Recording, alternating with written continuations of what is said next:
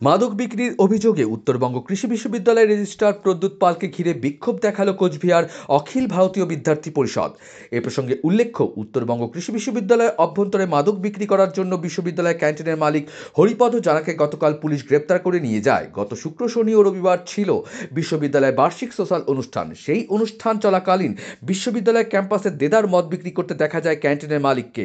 সেই বিষয়কে কেন্দ্র করে মঙ্গলবার অখিল ভারতীয় বিদ্যার্থী পরিষদের সদস্যরা রাজ্য সম্পাদক দীপ্ত দের নেতৃত্বে উত্তরবঙ্গ কৃষি বিশ্ববিদ্যালয়ের রেজিস্ট্রারকে ঘিরে তার পদত্যাগের দাবিতে বিক্ষোভ দেখায়। তাদের অভিযোগ, গোটা ঘটনার সাথে ওতপ্রোতভাবে জড়িত রয়েছে রেজিস্ট্রার প্রদ্যুৎ পাল ও বিশ্ববিদ্যালয় কর্মী সঙ্গীত সিঞ্চন। অবিলম্বে তার পদত্যাগ চাই বলে আজ অখিল ভারতীয় বিদ্যার্থী পরিষদের সদস্যরা আন্দোলনে সামিল হন। পরবর্তীতে উপাচার্য তাদের আশ্বাস দিলে তারা আন্দোলন স্থগিত রাখে। আমি বলবো, যাদবপুরে গাঁজা চাষ, ইউবিকেবিতে মদার তাস। আপনারা সকলেই ইতিমধ্যে দেখেছেন সোশ্যাল মিডিয়ার বিভিন্ন মাধ্যমে।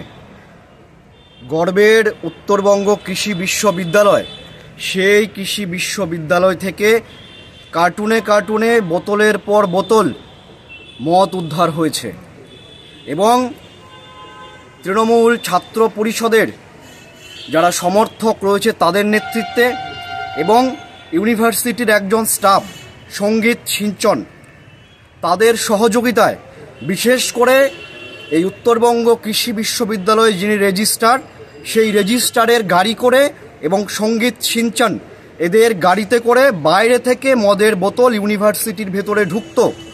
আপনারা ভেবে দেখুন আজকে শিক্ষার পরিবেশ, বাকি শিক্ষা কোথায় গিয়ে দাঁড়িয়েছে।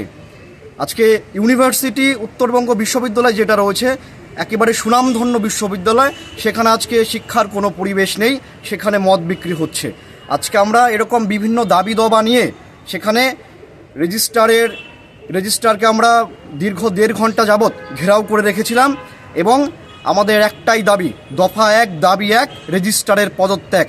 রেজিস্ট্রারের পদত্যাগের দাবি নিয়ে আমরা আজকে আন্দোলনে নেমেছিলাম।